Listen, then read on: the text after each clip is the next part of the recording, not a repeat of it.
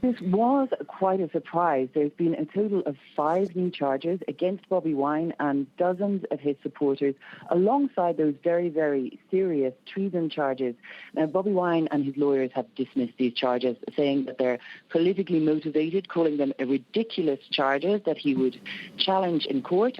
And Bobi Wine said that this shows that the president is in panic mode.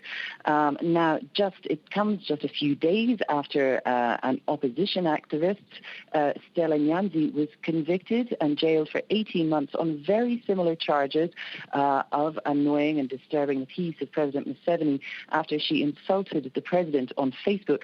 So it's a charge that is being used more frequently against presidential opponents recently.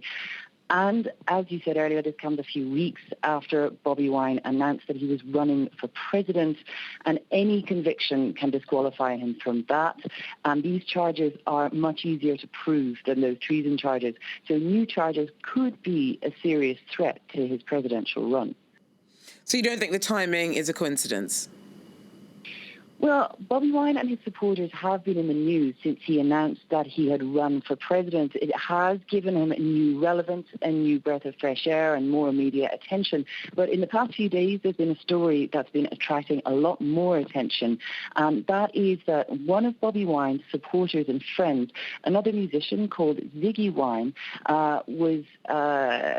died the other day after apparently having been tortured, and he was buried just yesterday. Now, when this story originally came out, Ziggy Wine was discovered in hospital with some fairly brutal injuries, and there was outrage here over this incident, and especially over those terrible injuries he was said to have had. But now, just a day after his funeral, the police have come out and said that the death is not suspicious and that they have proven that, in fact, Bobi Wine's friend and supporter Ziggy Wine actually died in a motorcycle accident. Now, Bobi Wine made a very powerful speech at that funeral yesterday, and he accused the government of intimidation and worse. And so that really added to the public outrage over this incident.